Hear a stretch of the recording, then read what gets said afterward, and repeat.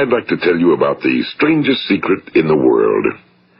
Some years ago, the late Nobel Prize-winning Dr. Albert Schweitzer was being interviewed in London, and a reporter asked him, "Doctor, what's wrong with men today?"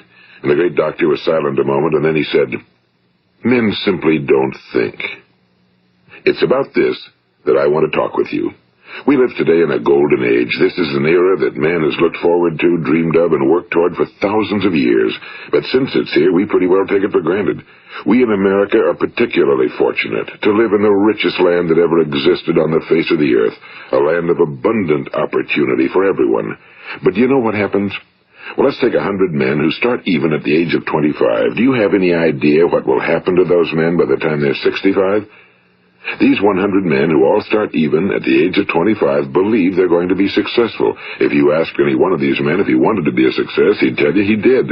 And you'd notice that he was eager toward life, that there was a certain sparkle to his eye, an erectness to his carriage, and life seemed like a pretty interesting adventure to him. But by the time they're 65, 1 will be rich. 4 will be financially independent. 5 will still be working. 54 will be broke. Now think a moment. Out of the 100, only 5 make the grade. Now why do so many fail? What has happened to the sparkle that was there when they were 25? What's become of the dreams, the hopes, the plans? And why is there such a large disparity between what these men intended to do and what they actually accomplished? When we say about 5% achieve success, we have to define success. And here's the best definition I've ever been able to find. Success is the progressive realization of a worthy ideal. If a man is working toward a predetermined goal and knows where he's going, that man is a success. If he's not doing that, he's a failure. Success is the progressive realization of a worthy ideal. Rollo May, the distinguished psychiatrist, wrote a wonderful book called Man's Search for Himself. And in this book he says, the opposite of courage in our society is not cowardice. It is conformity.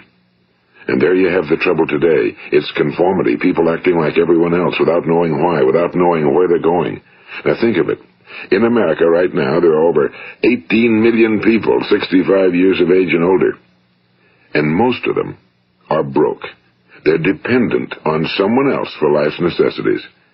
Now, we learn to read by the time we're 7. We learn to make a living by the time we're 25. Usually by that time, we're not only making a living, we're supporting a family. And yet by the time we're 65, we haven't learned how to become financially independent in the richest land that has ever been known. Why? We conform. And the trouble is that we're acting like the wrong percentage group, the 95 who don't succeed. Now, why do these people conform? Well, they really don't know. These people believe that their lives are shaped by circumstances, by things that happen to them, by exterior forces. They're outer-directed people. A survey was made one time that covered a lot of men, working men, and these men were asked, "Why do you work? Why do you get up in the morning?" 19 out of 20 had no idea. If you ask them, they'll say, well, everyone goes to work in the morning, and that's the reason they do it, because everyone else is doing it. Now let's get back to our definition of success. Who succeeds? The only person who succeeds is the person who is progressively realizing a worthy ideal. He's the person who says, I'm going to become this, and then begins to work toward that goal.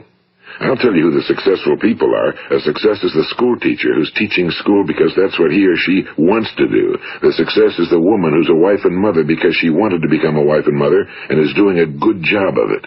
The success is the man who runs the corner gas station because that was his dream. That's what he wanted to do. The success is the successful salesman who wants to become a top-notch salesman and grow and build with his organization. A success is anyone who is doing deliberately a predetermined job because that's what he decided to do deliberately. But only 1 out of 20 does that. That's why today there isn't really any competition unless we make it for ourselves. Instead of competing, all we have to do is create. You know, for 20 years I looked for the key which would determine what would happen to a human being. Was there a key I wanted to know which would make the future a promise that we could foretell to a large extent? Was there a key that would guarantee a person's becoming successful if he only knew about it and knew how to use it? Well, there is such a key, and I've found it. Have you ever wondered why so many men work so hard and honestly without ever achieving anything in particular, and others don't seem to work hard and yet seem to get everything? They seem to have the magic touch. You've heard them say that about someone. Everything he touches turns to gold. And have you ever noticed that a man who becomes successful tends to continue to become successful? And on the other hand, have you noticed how a man who's a failure tends to continue to fail? Well, it's because of goals. Some of us have goals, some don't. People with goals succeed because they know where they're going. It's that simple. Think of a ship leaving a harbor, and think of it with the complete voyage mapped out and planned. The captain and crew know exactly where it's going and how long it'll take. It has a definite goal. Now, 9,999 times out of 10,000, it will get to where it started out to get. Now let's take another ship, just like the first, only let's not put a crew on it or a captain at the helm. Let's give it no aiming point, no goal, no destination. We just start the engines and let it go. I think you'll agree with me that if it gets out of the harbor at all, it will either sink or wind up on some deserted beach, a derelict. It can't go any place because it has no destination and no guidance, and it's the same with a human being. Take the salesman, for example. There's no other person in the world today with the future of a good salesman. Selling is the world's highest paid profession, if we're good at it and if we know where we're going. Every company needs top-notch salesmen, and they reward those men. The sky's the limit for them. But how many can you find? Someone once said the human race is fixed, not to prevent the strong from winning, but to prevent the weak from losing.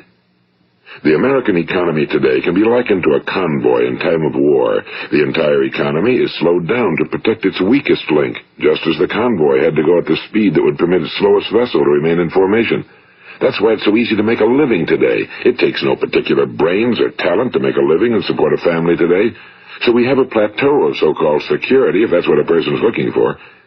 But we do have to decide how high above this plateau we want to aim. Now let's get back to the strangest secret in the world, the story that I wanted to tell you today. Why do men with goals succeed in life and men without them fail? Well, let me tell you something which, if you really understand it, will alter your life immediately. If you understand completely what I'm going to tell you from this moment on, your life will never be the same again. You will suddenly find that good luck just seems to be attracted to you. The things you want just seem to fall in line, and from now on you won't have the problems, the worries, the gnawing lump of anxiety that perhaps you've experienced before. Doubt, fear, well, they'll be things of the past. Here's the key to success and the key to failure. We become what we think about. Now let me say that again. We become what we think about. Throughout all history, the great wise men and teachers, philosophers and prophets have disagreed with one another on many different things. It's only on this one point that they are in complete and unanimous agreement. Listen to what Marcus Aurelius, the great Roman emperor, said. A man's life is what his thoughts make of it. Disraeli said this, everything comes if a man will only wait. I've brought myself by long meditation to the conviction that a human being with a settled purpose must accomplish it, and that nothing can resist a will that will stake even existence for its fulfillment. Ralph Waldo Emerson said this, a man is what he thinks about all day long. William James said, the greatest discovery of my generation is that human beings can alter their lives by altering their attitudes of mind. And he also said, we need only in cold blood act as if the thing in question were real, and it will become infallibly real by growing into such a connection with our life that it will become real. It will become so knit with habit and emotion that our interests in it will be those which characterize belief. And he also said, if you only care enough for a result, you will almost certainly attain it. If you wish to be rich, you will be rich. If you wish to be learned, you will be learned.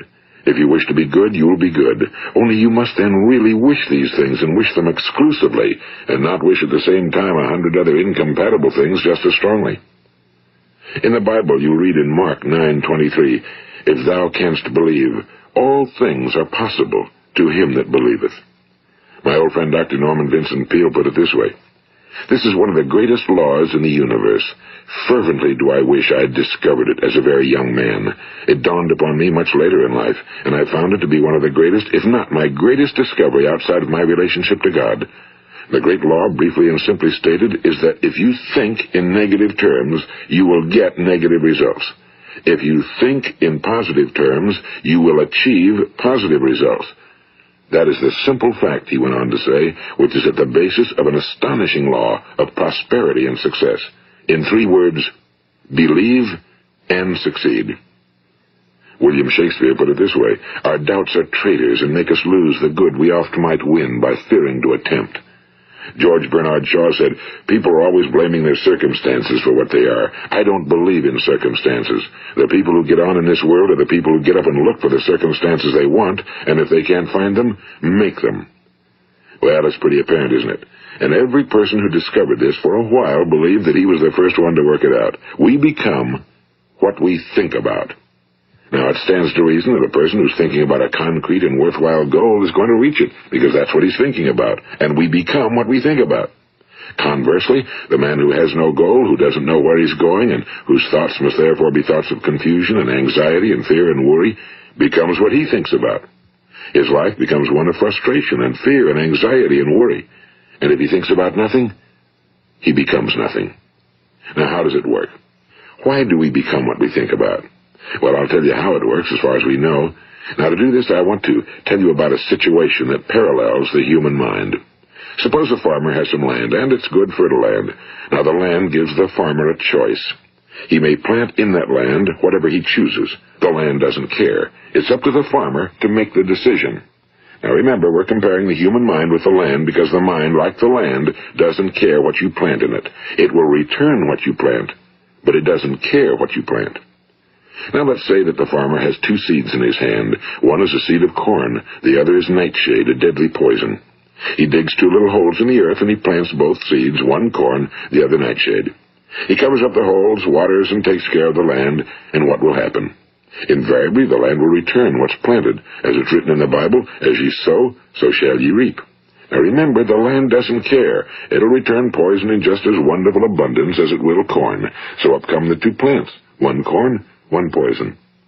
Now, the human mind is far more fertile, far more incredible and mysterious than the land, but it works the same way. It doesn't care what we plant.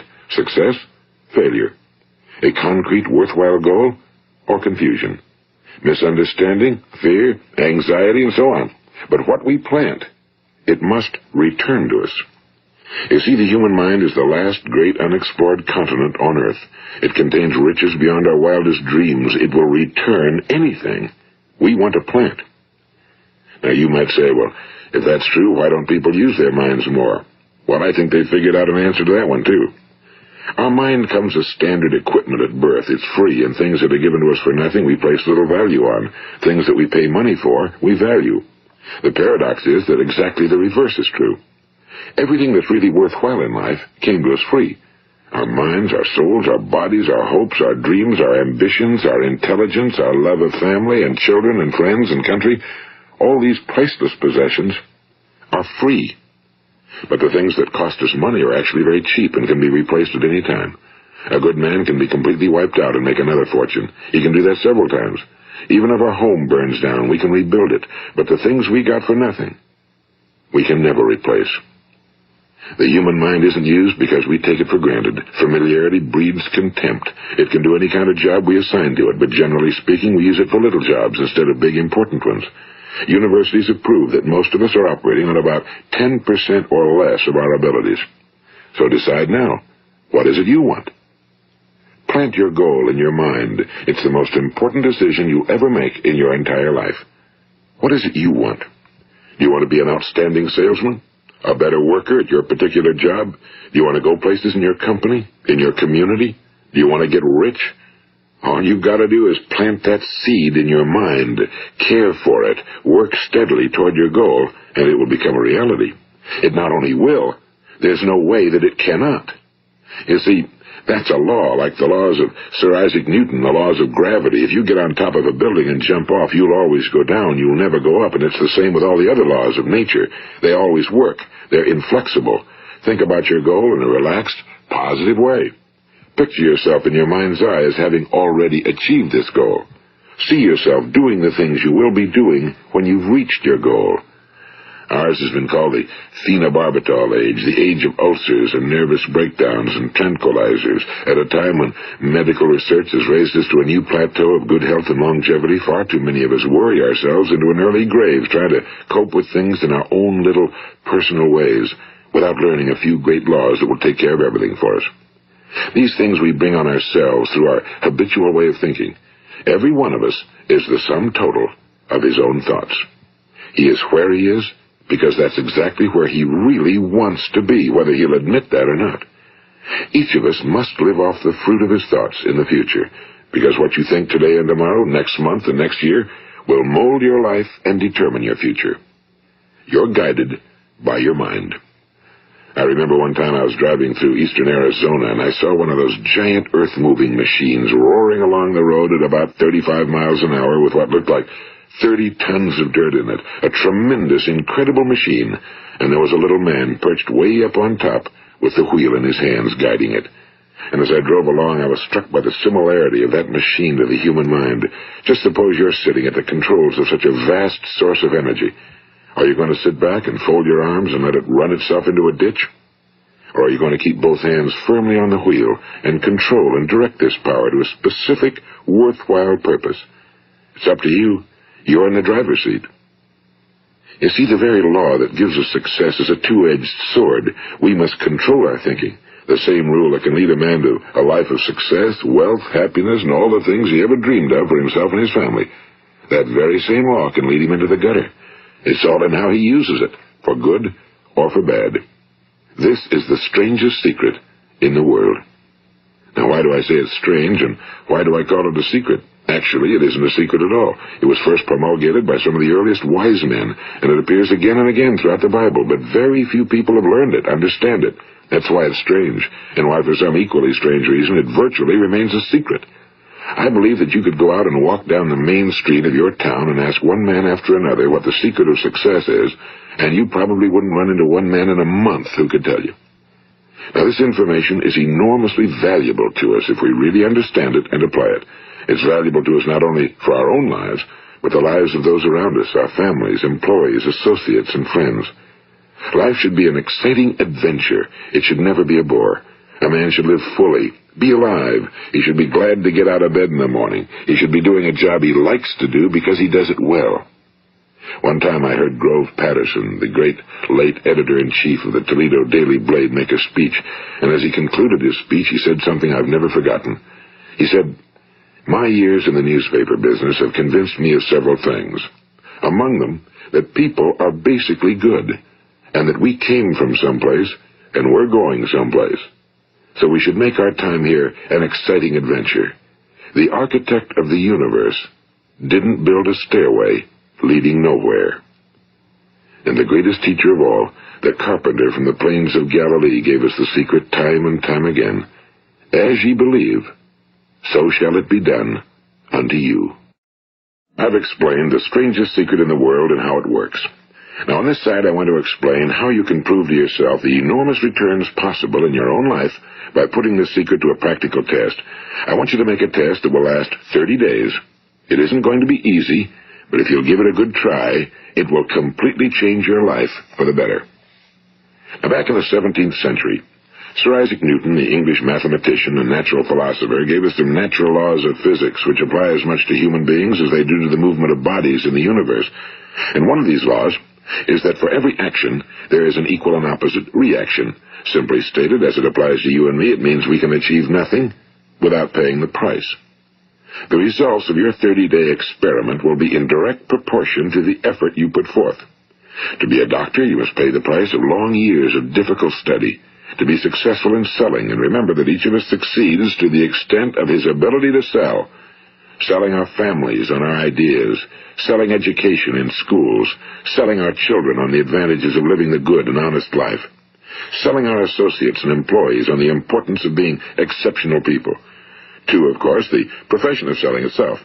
But to be successful in selling our way to the good life, we must be willing to pay the price. Now, what is that price? Well, it's many things. First, it's understanding emotionally, as well as intellectually, that we literally become what we think about, that we must control our thoughts if we're to control our lives. It's understanding fully that as ye sow, so shall ye reap. Second, it's cutting away all fetters from the mind and permitting it to soar as it was divinely designed to do. It's the realization that your limitations are self-imposed and that the opportunities for you today are enormous beyond belief. It's rising above narrow-minded pettiness and prejudice. And third, it's using all your courage to force yourself to think positively on your own problem, to set a definite and clearly defined goal for yourself, to let your marvelous mind think about your goal from all possible angles, to let your imagination speculate freely upon many different possible solutions, to refuse to believe that there are any circumstances sufficiently strong to defeat you in the accomplishment of your purpose, to act promptly and decisively when your course is clear, and to keep constantly aware of the fact that you are, at this moment, standing in the middle of your own acres of diamonds, as Russell Conwell used to point out. And fourth, save at least 10% of every dollar you earn. It's also remembering that no matter what your present job, it has enormous possibilities, if you're willing to pay the price. Now let's just go over the important points in the price each of us must pay to achieve the wonderful life that can be ours. It is, of course, worth any price. 1. You will become what you think about. 2. Remember the word imagination and let your mind begin to soar. 3. Courage. Concentrate on your goal every day. 4. Save 10% of what you earn. And 5. Action. Ideas are worthless unless we act on them. Now, I'll try to outline the 30-day test I want you to make. Keep in mind that you have nothing to lose by making this test and everything you could possibly want to gain. There are two things that may be said of everyone. Each of us wants something, and each of us is afraid of something. I want you to write on a card what it is you want more than anything else. It may be more money. Perhaps you'd like to double your income or make a specific amount of money. It may be a beautiful home. It may be success at your job. It may be a particular position in life. It could be a more harmonious family. Each of us wants something. Now write down on your card specifically what it is you want. Make sure it's a single goal and clearly defined. You needn't show it to anyone, but carry it with you so that you can look at it several times a day. Think about it in a cheerful, relaxed, positive way each morning when you get up, and immediately you have something to work for, something to get out of bed for, something to live for. Look at it every chance you get during the day and just before going to bed at night. And as you look at it, remember that you must become what you think about, and since you're thinking about your goal, you realize that soon it will be yours. In fact, it's yours really the moment you write it down and begin to think about it. Look at the abundance all around you as you go about your daily business. You have as much right to this abundance as any other living creature. It's yours for the asking. Now we come to the difficult part. Difficult because it means the formation of what is probably a brand new habit, and new habits are not easily formed. Once formed, however, it will follow you for the rest of your life. Stop thinking about what it is you fear. Each time a fearful or negative thought comes into your consciousness, replace it with a mental picture of your positive and worthwhile goal. And there will come times when you'll feel like giving up. It's easier for a human being to think negatively than positively. That's why only 5% are successful. You must begin now to place yourself in that group. For 30 days, you must take control of your mind. It will think about only what you permit it to think about. Each day for this 30-day test, do more than you have to do. In addition to maintaining a cheerful, positive outlook, give of yourself more than you've ever done before. Do this knowing that your returns in life must be in direct proportion to what you give. The moment you decide on a goal to work toward, you're immediately a successful person. You are then in that rare and successful category of people who know where they're going. Out of every 100 people, you belong to the top 5. Don't concern yourself too much with how you're going to achieve your goal. Leave that completely to a power greater than yourself. All you have to do is know where you're going. The answers will come to you of their own accord and at the right time. Remember these words from the Sermon on the Mount, and remember them well. Keep them constantly before you this month of your test.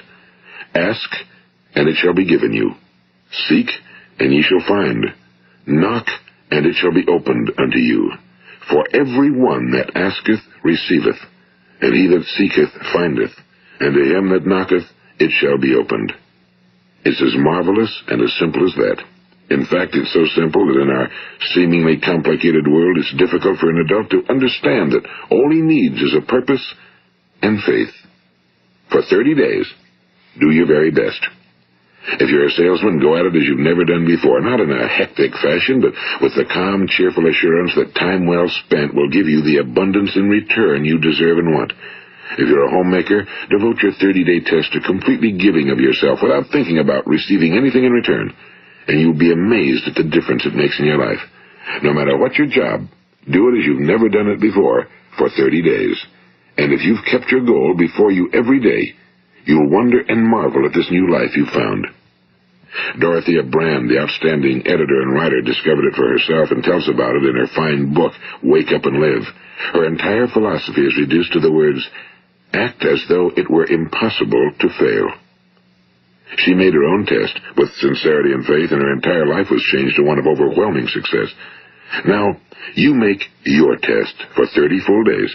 Don't start your test until you've made up your mind to stick with it. You see, by being persistent, you're demonstrating faith. Persistence is simply another word for faith. If you didn't have faith, you'd never persist. If you should fail during your first 30 days, by that I mean suddenly find yourself overwhelmed by negative thoughts, you've got to start over again from that point and go 30 more days. Gradually, your new habit will form until you find yourself one of that wonderful minority to whom virtually nothing is impossible. And don't forget the card. It's vitally important as you begin this new way of living. On one side of the card, write your goal, whatever it may be.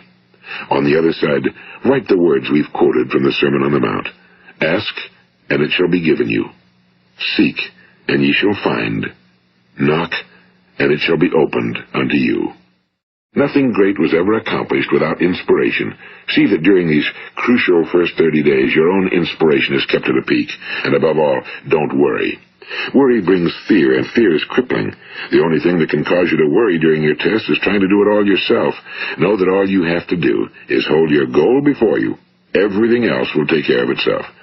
Remember also to keep calm and cheerful. Don't let petty things annoy you and get you off course. Now, since making this test is difficult, some will say, why should I bother? Well, look at the alternative. No one wants to be a failure. No one really wants to be a mediocre individual. No one wants a life constantly filled with worry and fear and frustration. Therefore, remember that you must reap that which you sow. If you sow negative thoughts, your life will be filled with negative things. If you sow positive thoughts, your life will be cheerful, successful, and positive. Now, gradually, you will have a tendency to forget what you've heard on this recording. Play it often. Keep reminding yourself of what you must do to form this new habit. Gather your whole family around at regular intervals and listen to what's been said here. You know, most men will tell you that they want to make money without understanding the law. The only people who make money work in a mint. The rest of us must earn money. This is what causes those who keep looking for something for nothing or a free ride to fail in life. The only way to earn money is by providing people with services or products which are needed and useful. We exchange our time and our product or service for the other man's money. Therefore, the law is that our financial return will be in direct proportion to our service. Now, success is not the result of making money. Making money is the result of success, and success is in direct proportion to our service. Most people have this law backwards. They believe that you're successful if you earn a lot of money. The truth is that you can only earn money after you're successful. It's like the story of the man who sat in front of the stove and said to it, "Give me heat, and then I'll add the wood." How many men and women do you know, or do you suppose there are today, who take the same attitude toward life? There are millions. We've got to put the fuel in before we can expect heat. Likewise, we've got to be of service first before we can expect money. Don't concern yourself with the money. Be of service. Build, work, dream, create. Do this, and you'll find there's no limit to the prosperity and abundance that will come to you. Prosperity, you know, is founded upon a law of mutual exchange. Any person who contributes to prosperity must prosper in turn himself. Sometimes the return will not come from those you serve, but it must come to you from someplace, because that's the law. For every action, there is an equal and opposite reaction. As you go daily through your 30-day test period, remember that your success will always be measured by the quality and quantity of service you render, and money is a yardstick for measuring this service. No man can get rich himself unless he enriches others. Now, there are no exceptions to a law. You can drive down any street in America and from your car estimate the service that's being rendered by the people living on that street. Had you ever thought of this yardstick before? It's interesting. Some, like ministers and priests and other devoted people, measure their returns in the realm of the spiritual, but again, their returns are equal to their service. Once this law is fully understood, any thinking person can tell his own fortune. If he wants more, he must be of more service to those from whom he receives his return. If he wants less, he has only to reduce his service. This is the price you must pay for what you want. If you believe you can enrich yourself by deluding others, you can end only by deluding yourself. It may take some time, but just as surely as you breathe, you'll get back what you put out. Don't ever make the mistake of thinking you can avert this. It's impossible. The prisons and the streets where the lonely walk are filled with people who tried to make new laws just for themselves. We may avoid the laws of man for a while, but there are greater laws that cannot be broken.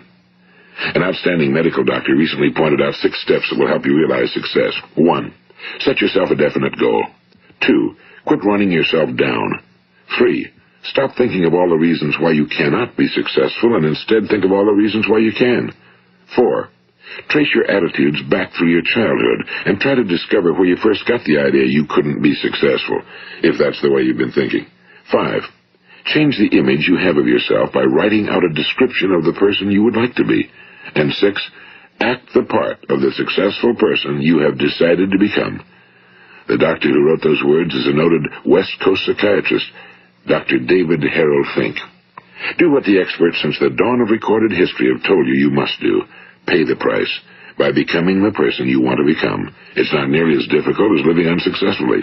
Make your 30-day test, then repeat it again, and each time it will become more a part of you until you'll wonder how you could ever have lived any other way. Live this new way, and the floodgates of abundance will open and pour over you more riches than you may have dreamed existed. Money? Yes, lots of it. But what's more important, you'll have peace. You'll be in that wonderful minority who lead calm, cheerful, successful lives. Start today. You have nothing to lose, but you have a whole life to win. This is Earl Nightingale, and thank you.